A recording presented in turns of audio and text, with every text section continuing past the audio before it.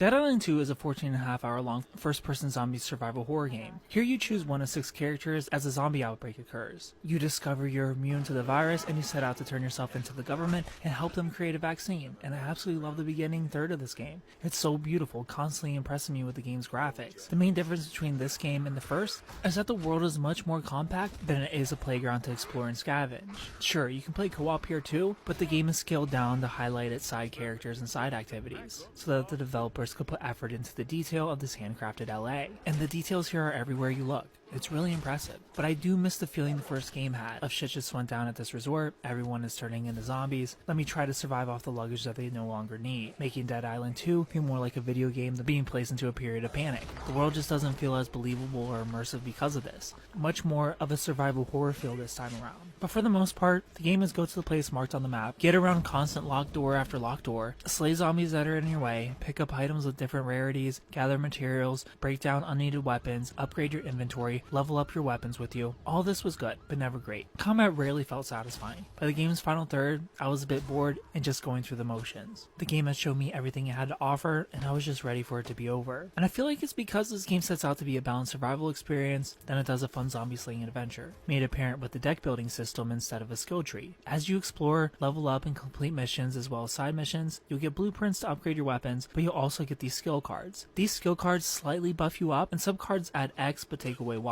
The game sets out to challenge you a bit, which is fine if the world and story were more engaging. But as a generic throwaway government zombie outbreak story, I would have preferred a more powerhouse building game with skill trees versus the deck building we got here. The world of Dead Island 2 just doesn't warrant it, but it is a great mechanic and an awesome idea otherwise. It just didn't feel right here, but would love to see something like this return in a future game in the series or another IP completely. But Dead Island to me has always been Borderlands with zombies feel, and I'd love that feel back rather than this Dead Island Last of Us sandwich we got here, with none of the personality or storytelling those games had to make the world so fun to survive in. It's also hard to want to explore and do side activities because of how awful this game's fast travel system works. You have to fast travel via a map on a table, so you can't simply do some exploring, collect items to sell, come back, upgrade your favorite weapons, and get back out there. You have to run to a place with a map, which has a trader. So what's the point? It's to access side quests easier and nothing more, and really killed my want to explore this world for better loot, as my inventory was too small and it's just too inconvenient to rid of the weapons I don't want. An option to sell at every crafting table, or a fast travel map at every crafting table would have been appreciated. Overall, Dead Island 2 was a fun and challenging game to get through. Not challenging in a frustrating way, but in a balanced way. I always approached fights with caution, even with a deck and abilities that made me feel stronger for my personal playstyle. Dead Island 2 is by no means a Game of the Year contender, but it's worth playing through for fans of the survival horror genre.